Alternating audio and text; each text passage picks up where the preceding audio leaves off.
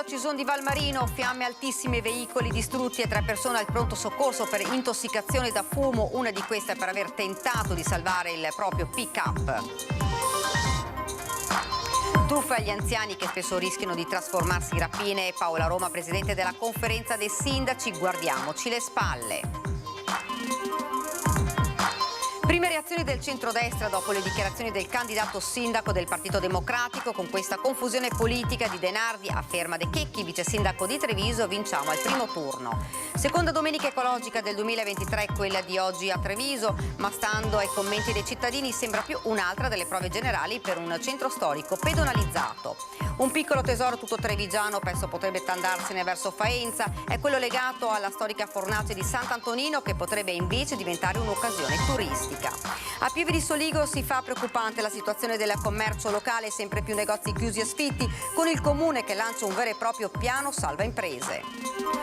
Dopo l'uomo di Fener che da 30 anni saluta chi transita sulla Feltrina, a Spresiano c'è Alessandro che ormai da una vita si ferma sulla Ponte Bana facendo finta di dirigere il traffico.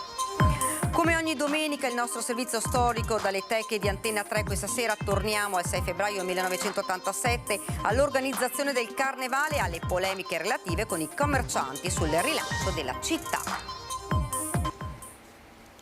Buonasera, ben ritrovati dalla redazione di Treviso. Dunque questi titoli di oggi, ma in primo piano un incendio di vaste proporzioni che è scoppiato in serata a Spresiano, vicino alla discoteca Odissea in via Dante Alighieri, in fiamme, un capannone dismesso di circa 1400 metri quadri, lo vedete dalle immagini. Sul posto squadre dei Vigili del Fuoco di Treviso, Conegliano e Montebelluna. Il fuoco è visibile a chilometri di distanza. Sul posto anche il vice sindaco di Spresiano Roberto Fava. Nel corso poi di questa edizione ci collegheremo proprio in diretta con il nostro Lucio Zanatto per avere ulteriori notizie circa questo rogo.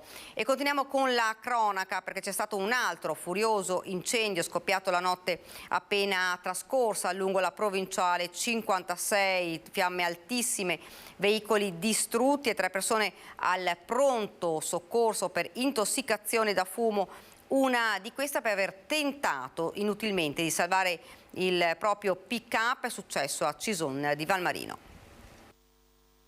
Mio papà aveva provato a salvare qualche macchina, però sì, purtroppo le fiamme erano molto più veloci di noi e niente. Ha tentato di salvare il suo pick-up e per questo è finito in ospedale con un principio di intossicazione da fumo. Notata di fuoco per la famiglia D'Agostin, che vive in questa casa lungo la strada tra Cisone e Tovena, a ridosso con il bivio Pergai. Tutto è accaduto poco dopo la mezzanotte. Ieri sera, quando sono arrivato a casa, ho parcheggiato la mia macchina e poi è iniziato ad ardere. Macchina elettrica oppure normale? No, macchina normale a diesel. Quante macchine sono andate distrutte? 3 auto bruciate più 2 parziali. Adesso... Danni ingenti? Sì. Sono cose queste che sarebbe meglio non capitassero. Le auto erano ricoverate sotto la tettoia che confina con una legnaia. Non appena accorti dei bagliori, papà e figli hanno cercato di mettere in salvo il salvabile. Danni limitati per questa Citroën, mentre completamente distrutte le 2 BMW Station Wagon, una Vespa e un Ciao d'epoca, e nonostante il tentativo disperato, il pick-up. Sul posto sono intervenuti i vigili del fuoco di Vittorio Veneto e Conegliano, mentre i carabinieri hanno provveduto a chiudere al traffico la provinciale, in quanto le fiamme erano così elevate e spostate dal vento che lambivano il bosco dall'altra parte della carreggiata. Un intervento durato fino oltre le 4, mentre già in mattinata tutta la famiglia D'Agostin era al lavoro per tornare per quanto possibile alla normalità, area che rimarrà in queste condizioni lo stretto indispensabile per permettere ai periti delle assicurazioni di fare i rilievi. L'importante è non essersi fatti male e basta. Continuiamo con la cronaca. Dopo la violenta rissa di qualche giorno fa a Montebelluna, i carabinieri hanno intensificato i controlli. Pattugliamenti posti di blocco dopo la violenta rissa tra giovani in pieno centro a Montebelluna, dove un 18enne è stato accoltellato. Sabato sera sono scattati controlli straordinari del territorio. Trovati coltelli, droga e 3 persone alla guida in stato di ebbrezza. I carabinieri hanno denunciato un 42enne in possesso di un taglierino e qualche grammo di hashish. Fermati anche 4 giovani che avevano modiche quantità di hashish e cocaina ed un bilancino di precisione per la pesatura delle dosi. Anche per loro è scattata la denuncia. Infine i militari dell'Arma durante i controlli in strada hanno bloccato e sorpreso 3 persone alla guida delle loro autovetture in stato di ebbrezza alcolica. Immediato per loro il ritiro delle patenti di guida. Cadavere trovato nelle acque del fiume Musestre a Roncade, il corpo di una donna di 72 anni che si era allontanata dalla sua abitazione nella località di San Cipriano qualche ora prima. Sul posto per le operazioni di recupero sono intervenuti i vigili del fuoco di Treviso con un gommone, i carabinieri di Roncade e San Biagio di Callalta. Da una prima analisi esterna sul corpo della donna non ci sono segni di violenza e non c'è sospetto che ci siano altre persone coinvolte. Ed ora parliamo delle truffe agli anziani che spesso rischiano di trasformarsi in rapine. Paola Roma, presidente della Conferenza dei Sindaci, dice fondamentale il controllo di vicinato. L'ultimo colpo in ordine di tempo è accaduto a Ogliano, dove un'anziana è stata aggredita e derubata dell'orologio, un Rolex da 10.000 euro che aveva al polso. Era stato un finto carabiniere in borghese a suonare al campanello della donna. In manette è finito un 34enne residente a Vedelago, ma l'84enne potrebbe non essere l'unica vittima. Continuano infatti le truffe che a volte si trasformano in rapine ai danni delle persone più fragili, gli anziani. Fondamentale è il controllo di vicinato, spiega Paola Roma, presidente della Conferenza dei Sindaci. Il miglior antifurto è conoscere il tuo vicino. Purtroppo, spiega Paolo Roma, in molti casi l'anziano non conosce neppure il vicino. Bisogna tornare ad aiutarsi e dare uno sguardo alla casa accanto. Le forze dell'ordine, la nostra polizia locale, il fatto che quando hai un dubbio comunque puoi chiamare il tuo comune, i servizi sociali, puoi comunque chiamare qualcuno che è un punto di contatto di riferimento, credo che sia fondamentale. Non solo, ma se si notano persone a girarsi in zona e suonare i campanelli, bisogna allertare subito le forze dell'ordine. I comuni, continua Paolo Roma, informano sempre se ci sono dei tecnici che girano in paese per dei controlli. Chiamare l'amministrazione o la polizia locale o le forze dell'ordine e rendere noto questo. Ecco, l'appello rimane quello agli anziani di chiamare, in questo caso si era finto un carabiniere, però insomma di chiamare anche se si ha un minimo dubbio.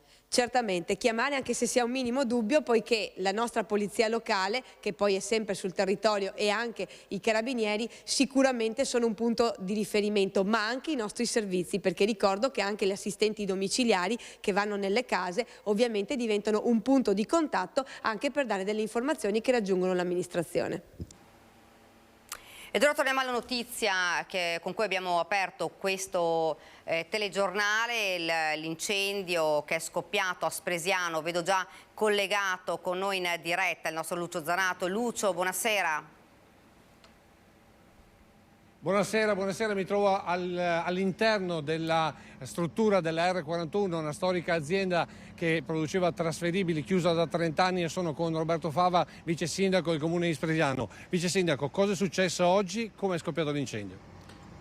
Come è scoppiato non lo sappiamo, erano verso le 17:30 e è uscita sta nuvola di fumo e quindi subito sono stati allertati i vigili del fuoco, i carabinieri, e poi siamo qui a vedere di risolvere questa situazione, insomma. Ecco, qui all'interno che cosa c'è che sta bruciando? Perché l'azienda è dismessa da 30 anni. Sì, è un'azienda dismessa da 30 anni che produceva trasferibili, quei famosi trasferibili che utilizzavano una volta, quindi era un deposito di vecchia merce e poi c'erano dentro dei mobili, poi di preciso non si sa tutto quello che ci fosse dentro, però sembra non ci fosse nessun tipo di materiale pericoloso, per cui questo almeno è una cosa che ci rasserena un pochino, insomma. Ecco, infatti la prima notizia è per la popolazione qui di Spresiano, per chi passa lungo la Ponte Bana. Abbiamo visto con le mascherine, però non c'è pericolo per la popolazione. Guardi, abbiamo parlato col comandante, non sembra, perché anche l'odore non è così acre come può essere in certi casi. È comunque consigliabile tenere chiuse le finestre, ovviamente non far entrare il fumo, però insomma non è un allarme che ci hanno detto di diramare in maniera così preoccupante, però certo è meglio tenere chiuse le finestre. Arriveranno i tecnici dell'ARPA per controllare l'aria?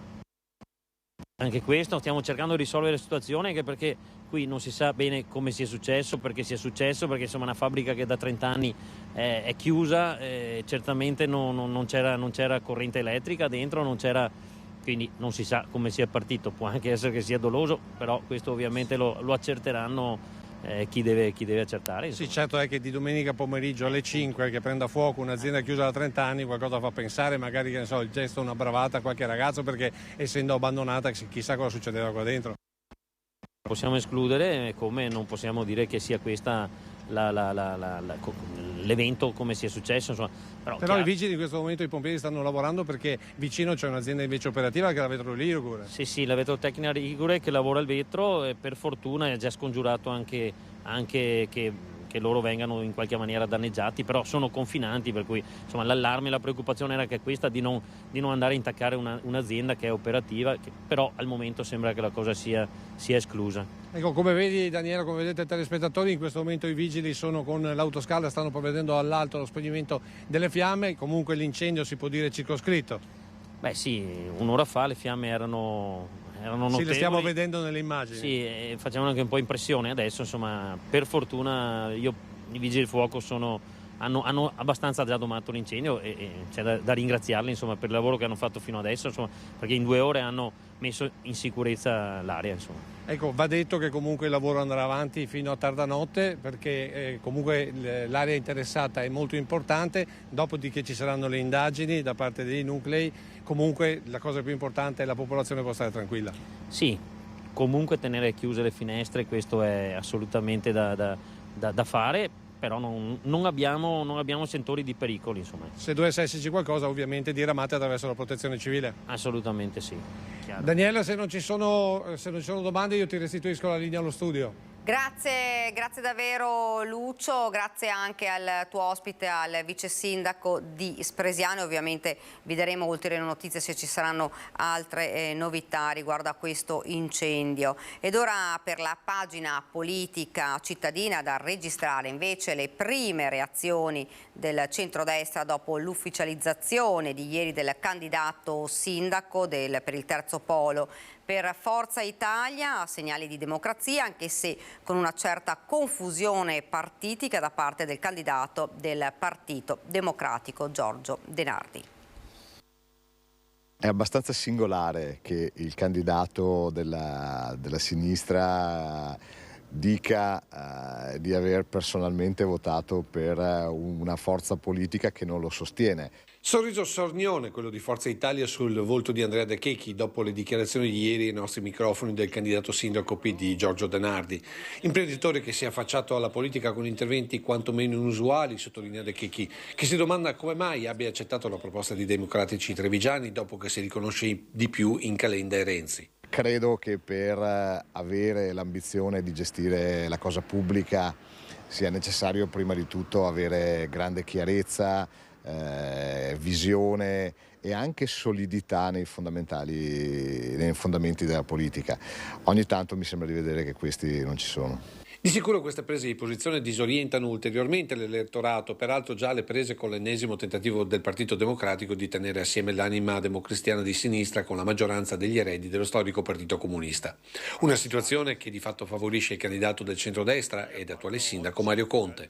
Noi con il sindaco Conte siamo convinti di aver fatto bene questi 5 anni, si può sempre fare di più naturalmente, ma siamo convinti di aver fatto bene e pare che la cittadinanza in qualche modo questo lo ricambi come sentimento. Ci apprestiamo a questa campagna elettorale, a un Conte bis, senza guardare troppo alla campagna elettorale, ma continuando a fare quello che siamo abituati a fare, cioè l'operatività e quindi a lavorare per la città. De Checchi non lo ammette, ma nel toto candidati, soprattutto dopo le ultime uscite di De Nardi, Mario Conte non è solo favoritissimo, ma sarebbero in crescita quelli che puntano sulla vittoria al primo turno, con qualcuno che azzarda addirittura un bulgaro 70% di preferenze complessive. Dati che suggeriscono invece da sinistra, ma non solo, dovrebbero far riflettere non poco il PD. Sono diverse le prese di posizione della politica regionale sul caso giornalistico che vedrebbe coinvolti politici regionali della Lega con lobbisti russi. Fare chiarezza a Palazzo Ferrofini sul caso dell'inchiesta giornalistica su lobbisti in Russia, che vede tra gli altri nomi coinvolti quelli del presidente del Consiglio regionale del Veneto Roberto Ciambetti e del consigliere ed ex assessore Stefano Valdegamberi. A chiederlo le minoranze in regione. Chiarezza con una seduta totalmente dedicata a fugare ogni dubbio su quanto pubblicato dal team investigativo internazionale, che ha messo le mani su migliaia di mail che dovevano rimanere riservate e che conterrebbero invece prove di come i lobbisti russi intendessero pagare i politici con tanto di onorari e budget per viaggi, compresi soggiorni e in resort nel Mar Nero. E questo per legittimare l'occupazione russa in Crimea e promuovere politiche pro-Mosca in Europa. Nel materiale raccolto dal pool investigativo però non risultano documenti finanziari o estratti conto capaci di dimostrare che i pagamenti siano stati effettuati, semmai l'evidenza di una relazione costante nel tempo che avrebbe portato nel maggio 2016 il Consiglio regionale del Veneto, primo in Italia, ad adottare una risoluzione a firma Valdegamberi per l'autodeterminazione della Crimea, tesa a far togliere le sanzioni dalla Russia decise dalla comunità internazionale a seguito dell'invasione della penisola ucraina da parte del Cremlino. Ed ora parliamo invece della seconda domenica ecologica del 2023 a Treviso. Stando ai commenti dei cittadini che abbiamo incontrato, è sembrata più un'altra delle prove generali per un centro storico pedonalizzato. Si scrive giornata ecologica, ma si dovrebbe leggere Treviso pedonalizzata. Almeno è questa la sensazione che abbiamo raccolto nella seconda giornata di questo 2023 dedicata al contenimento delle polveri sottili e all'uso dei mezzi ad impatto zero. La domenica ecologica così com'è non ha senso, perché non porta nessun valore aggiunto. Ha senso se la domenica ecologica segue poi un progetto a lungo termine, ma così in sé assolutamente è useless, completamente. In effetti, stando al traffico lungo il PUT, c'è da dubitare che dentro le mura il livello del PM10 sia meno impattante rispetto al solito, mentre la differenza lo fa il colpo d'occhio, con gente libera di passeggiare senza pericolo di investimenti. Guardi, non si sapeva sì, non ho neanche capito cos'è. Penso sia il traffico chiuso, la città chiusa al traffico per via dell'inquinamento. Comunque immagino. Per me va benissimo, si cammina meglio, Non c'è nessuno. È una cosa da fare, non dico ogni domenica al mese, ma ogni 2 mesi. Quindi voi siete più per la città pedonalizzata che non per una città ecologica? Sì, sicuramente. Un concetto a quanto sembra apprezzato in particolare dai turisti. Guardi, noi non siamo di Treviso, siamo arrivati quest'oggi e stiamo appunto andando in centro, siamo contentissimi di non trovare traffico, per cui bene così. Certamente più di qualcuno è comunque preso dal dubbio amletico tra la comodità di parcheggiare in centro e quella dell'assenza di traffico per passeggiare con i bambini in tutta sicurezza. Ma ha senso, non si sa più cosa abbia senso mai di questi tempi, quindi vabbè, facciamola e dopo si vedrà. In ogni caso conducenti disciplinati con accessi limitati. È una Treviso pedonalizzata, ma l'ordinanza prevede il transito ai residenti, ai frontisti e alcune attività che abbiamo autorizzate in centro storico per carico e scarico del materiale. Qualche auto ovviamente passa. Che soprattutto i turisti però apprezzino la città senza auto, indipendentemente dall'ecologia, lo dimostra la continua richiesta di informazioni proprio ai vigili che controllano gli accessi alle porte. Vi hanno chiesto qualche consiglio dove andare a passeggiare? Sì, ci hanno chiesto innanzitutto il consiglio per parcheggiare e stiamo dando indicazioni ai parcheggi esterno mura, peraltro molto ormai a capienza quasi lo stadio, l'esterno mura, Lappiani. E poi noi diamo il consiglio del centro storico, della zona dei Buranelli, dell'università, zone belle da vedere. Una nuova proposta artistica per Treviso è quella proposta da una pittrice che da sempre studia la Treviso di Dante della Serenissima, meglio ricordata come la città dipinta. La sua idea è una sorta di ritorno al futuro. Ho deciso di dipingere le facciate, quindi dare proprio risalto alla Treviso del Cinquecento. Tornare alla città dipinta proiettandone disegni e colori come operazione culturale, ma soprattutto per offrire ai turisti lo spettacolo unico della Treviso nel suo massimo splendore rinascimentale. È la sfida lanciata da Nadia Soligo, che coniuga il suo talento da pittrice con lo studio incessante della Treviso dantesca. L'idea, peraltro già sperimentata in altre città, sarebbe quella di dipingere in scala le facciate dei palazzi storici come erano ai tempi di Dante, per poi proiettarle sulle attuali in un percorso notturno unico per cittadini e turisti. Un'idea peraltro suggerita dal gruppo grafico della cooperativa Solidarietà, dove la studiosa pittrice ha composto il catalogo per l'esposizione al Museo di Santa Caterina. Grazie alla tecnologia d'oggi siamo riusciti a mettere assieme il futuro, appunto, e il passato, dando così una veste moderna, utilizzando dei capolavori che comunque riprendono delle antiche vedute della città di Treviso. I test di sovrapposizione a computer hanno restituito una Treviso davvero unica, al punto che presto Nadia e il gruppo della cooperativa potrebbero tentare una prova su uno dei palazzi che si affacciano sul Cagnan dei Buranelli. Un progetto con forte impronta sociale, perché parte dei profitti servirebbero per le attività della cooperativa Solidarietà. Noi attualmente accogliamo, ci facciamo aiutare dei ragazzi con delle fragilità per inserirli al mondo del lavoro, quindi cerchiamo di prepararli alla vita reale. Per questo Nadia Soligo lancia un appello innanzitutto ad altri studiosi della città dipinta. Io potrei farlo, però naturalmente con l'aiuto di qualche studioso, di qualche esperto. Per me è un grande desiderio, quindi potrei anche farlo anche subito. Un piccolo tesoro tutto trevigiano presto potrebbe andarsene verso Faenza, è quello legato alla storica fornace di Sant'Antonino, che potrebbe invece diventare una nuova occasione turistica. Evitiamo che questo patrimonio vada in qualche altra parte e resti a Treviso e sia un valore per tutta la città di Treviso e per tutta la nostra provincia. Il patrimonio in questione è quello della secolare fornace Guerra Gregori Scarpa di Sant'Antonino alle porte di Treviso, dove, stando alle ultime indiscrezioni, la proprietà vorrebbe portare via parte dei manufatti esistenti per portarli al Museo della Ceramica di Faenza. Questo perché finora ci sarebbe stata una sostanziale indifferenza su progetti di rilancio storico-turistico. Eppure questi edifici testimoniano non solo un'epoca industriale della marca, ma l'ingegno di un imprenditore che brevettò il Gran Fuoco, un sistema di cottura della ceramica ad altissima resistenza per delle piastrelle ancora oggi presenti a Venezia, in diversi palazzi, tra l'altro riedificati a fine Ottocento con i mattoni arrivati con i burci dal porto di Sant'Antonino sul Sile. Imprenditore scaltro ma anche illuminato Gregorio Gregori, che scopre in uno dei suoi bambini operai di quel tempo quell'Arturo Martini che fece crescere artisticamente finanziandogli gli studi. Ma su questo soppalco ebbero la possibilità di esprimere la loro arte nome come Luigi Serena, Cesare Laurenti e Arturo Marossi, solo per citarne alcuni, che firmarono opere in ceramica uniche al mondo. Ecco perché un patrimonio come questo, secondo la CGIL, non va disperso. È un sito industriale che può diventare archeologia industriale con un'adeguata sistemazione, con un'idea di rigenerazione urbana che salvaguardi il sito così com'è, lo metta in sicurezza e che può creare anche un polo museale per la ceramica e non solo. Io spero che ci siano imprenditori illuminati che prendino a cuore questa situazione e spero che anche il prossimo sindaco di Treviso faccia un ragionamento per favorire una partnership pubblico-privato per avere un ulteriore polo museale nella nostra città e, visto dov'è, creare anche un parco che può attrarre altri, possibilità di cultura, di sport e di anche, come si dice, paesaggio, visto appunto che siamo sulle rive del Sile. Ed ora ci fermiamo per qualche istante di pubblicità.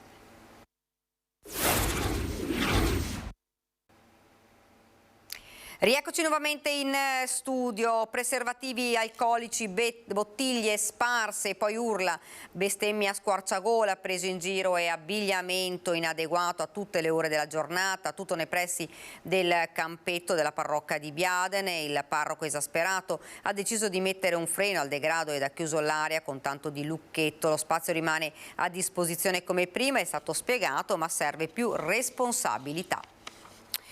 A Pieve di Soligo si fa preoccupante la situazione del commercio locale, sempre più negozi chiusi e sfitti, con il comune che lancia un vero e proprio piano salva imprese. Vetrine impolverate e coperte, locali vuoti e cartelli di affittasi o vendisi. Un fenomeno che si sta diffondendo in centro a Pieve di Soligo con quella che viene già nominata come la moria dei negozi nel cuore del Prosecco. Situazione per certi versi paradossale considerando presente e soprattutto futuro turistico di quest'area, dove il visitatore non solo apprezza la cucina o i paesaggi, ma compra, oltre al Prosecco, molti altri prodotti e servizi. Di certo, sottolineano alcuni negozianti, non fa bello vedere un centro con tante serrande abbassate, e se questo accade anche nella piazzetta Schierati, cuore nel cuore di Pieve, allora si capisce come questo fenomeno sia ben oltre il semplice ciclo fisiologico delle aziende. E in comune il sindaco Soldán e Giunta pare l'abbiano compreso bene, visto che da qualche giorno sono corsi ai ripari con atti concreti. Abbiamo pubblicato proprio il 1° febbraio sul sito del Comune 3 bandi a sostegno delle attività commerciali, 3 bandi che andranno a finanziare direttamente le attività per interventi di adeguamento delle strutture per quanto riguarda la sicurezza, i servizi igienici, vetrine, illuminazione, risparmio energetico e digitalizzazione delle imprese. E in risposta a quanti affermano che la moria di negozi sia da attribuire alla diffusione smodata di centri commerciali, il Comune rilancia guardando all'innovazione nel commercio di prodotti tipici del territorio. È un bando innovativo, il premio Città di Pieve di Soligo di 10.000 euro che andrà a premiare le iniziative di promozione dell'attività commerciale più innovative di marketing rivolto appunto all'accoglienza turistica ma anche proprio all'innovazione. Dopo l'uomo di Fener che da 30 anni saluta chi transita sulla Feltrina, a Spresiano c'è Alessandro che ormai da una vita si ferma sulla Pontebana facendo finta di dirigere il traffico. Noi abbiamo Alessandro che da molti anni fa compagnia a noi del territorio ma anche a migliaia di altri avventori della Pontebana e quindi sì, abbiamo questa figura alla quale vogliamo particolarmente bene. Eh sì, anche Spresiano ha a suo modo un personaggio come l'uomo di Fener, finito addirittura su Google Maps e diventato virale. E se a ridosso del ponte sul Piave il secondo da fermo saluta gli automobilisti, il primo, per la cronaca Alessandro, è una sorta di direttore d'orchestra di auto e camion lungo la Pontebana. Varia, in realtà dirige il traffico, sì, ha degli strumenti che appunto usa come se fossero delle palette per dirigere il traffico. Poi ricordo che per un periodo aveva anche delle automobiline dei carabinieri o della polizia che posizionava sulle murette e quindi aveva anche la pattuglia. Ormai sono anni che Alessandro si apposta lungo la statale in vari punti. È diventata una figura davvero che fa compagnia e quelle volte in cui magari vuoi per qualche malanno di stagione o vuoi per l'impossibilità o vuoi perché essendo itinerante magari non è nel punto dove si era abituati a vederlo, ho diverse persone che chiamano per sapere le sue condizioni, ecco, quindi è davvero una figura molto presente. Al passaggio delle auto Alessandro si appresta ad alzare un bastone facendo finta di avere una paletta, gli automobilisti la prendono simpaticamente. In realtà è talmente una figura riconosciuta e riconoscibile che la prendono nella maniera giusta in cui deve essere presa e quindi con un sorriso e anche con simpatia, ecco, quindi non c'è mai stato nessuno che abbia avuto da ridire, ecco.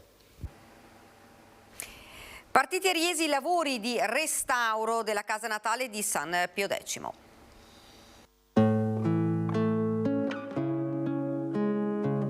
In questa casa, nel cuore di Riese, nacque il 2 giugno del 1835 Giuseppe Melchiorre Sarto, poi Papa Pio X. Una figura apicale nell'Italia dei primi del Novecento, fu colui che avviò la riforma del diritto canonico, proclamato santo nel 1954. Ora il Comune ha fatto partire i lavori di restauro della casa di Papa Sarto, monumento nazionale del 1951. Dall'anno scorso abbiamo dato il via a un progetto di restauro conservativo che qualche giorno fa è iniziato proprio fisicamente con l'apertura del cantiere. Quindi nei prossimi mesi noi prevediamo per il 2 di giugno di andare a riaprire la casa alla possibilità di visita. 340.000 euro il costo dell'opera. In cosa consisteranno concretamente queste opere? Allora, si tratta di un restauro conservativo. Si interviene in primo luogo all'esterno attraverso un intervento di risanamento delle fondazioni per risolvere il problema dell'umidità di risalita sulla muratura esterna. Poi si farà un intervento alle facciate, ai serramenti, ai balconi e alla copertura dell'edificio, per poi concentrarsi all'interno con piccoli interventi sugli intonaci interni, sui pavimenti e sui solai. Questo progetto si va a insediare nell'alveo delle celebrazioni per il 120° anniversario dell'elezione a Papa di Pio X, che culminerà nell'ottobre di quest'anno con il pellegrinaggio dell'urna di Pio X. Il corpo di Pio X tornerà per la prima volta a Riese dopo 120 anni e per noi sarà un momento molto importante, speriamo sia molto importante che per i devoti Pio X, che sono ancora tantissimi in tutto il mondo, e quindi questo grande progetto ci ha dato la possibilità poi anche di strutturare una serie di azioni, tra cui questa che è già partita, del restauro della casa.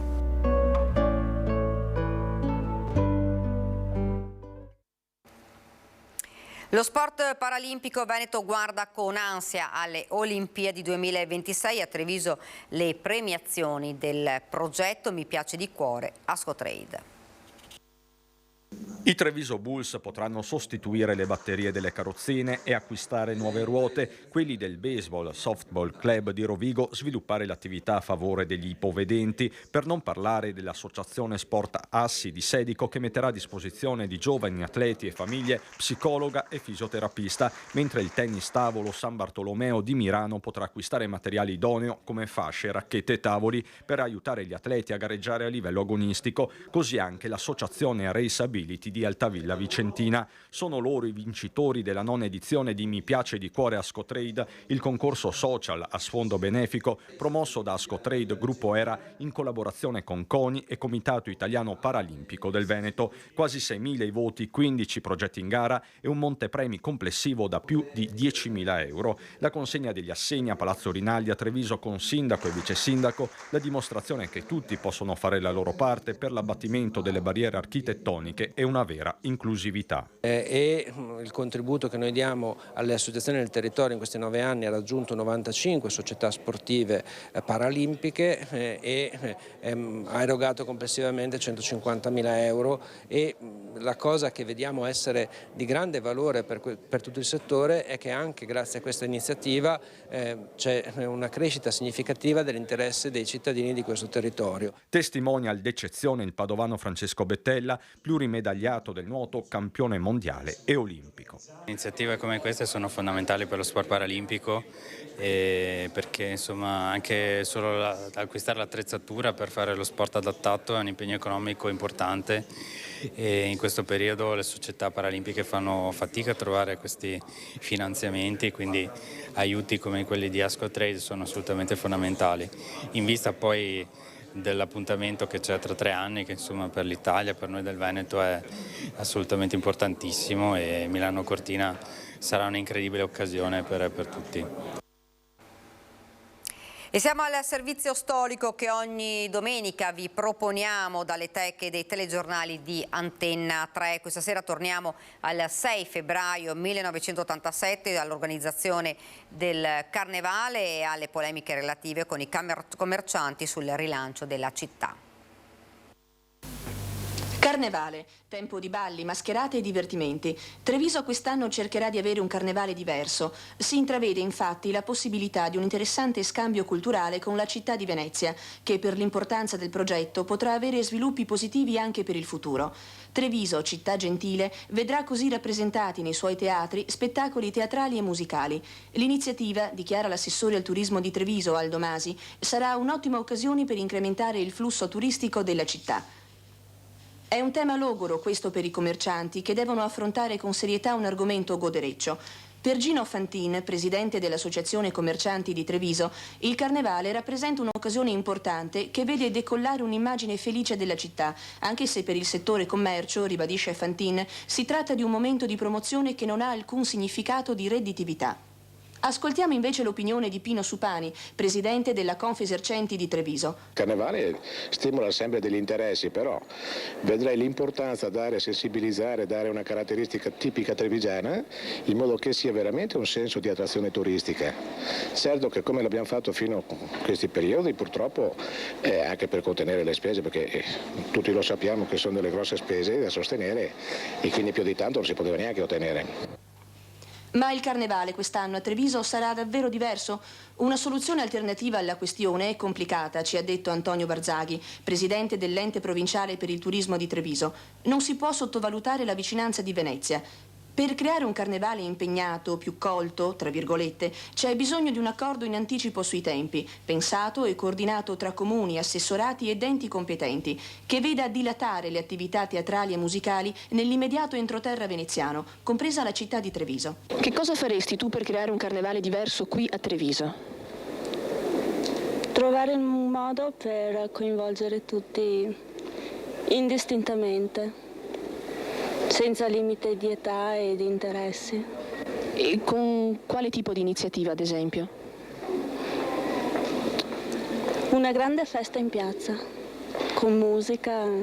Ma per me il carnevale deve essere dei bambini. Tanto noi abbiamo già una maschera, no? Quindi per me il carnevale mi mette un po' di tristezza, deve essere una cosa che riguarda solamente i bambini. A dispetto di un carnevale nobile, deve così continuare la tradizione di un divertimento popolare, fatto di balli in piazza e di sfilate di carri, che coinvolga tutti, adulti e bambini. I bambini soprattutto, perché si sa, loro si divertono con poco. Ed è davvero tutto da Treviso, vi lascio alle nostre previsioni del tempo. Grazie davvero per averci seguito e buona serata.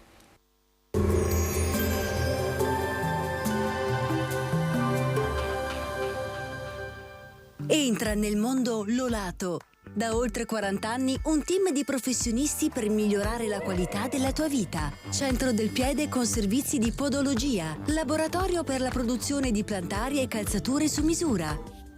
Bentrovati al meteo.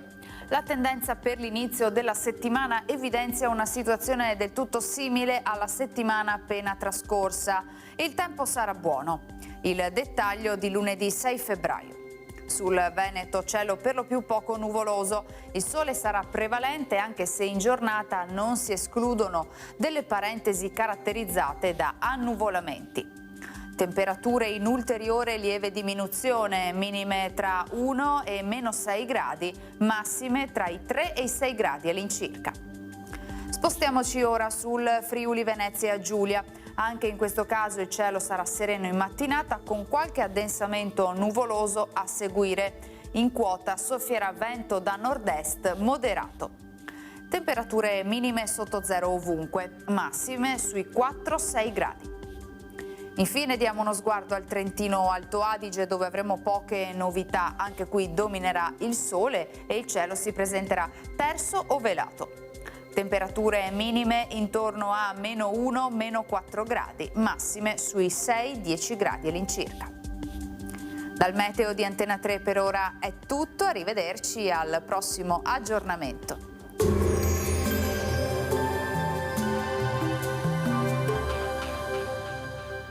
Busti, tutori e protesi di arto personalizzati. Ortopedia e sanitaria Lolato. A Treviso e Montebelluna. Lolato, soluzioni per star bene.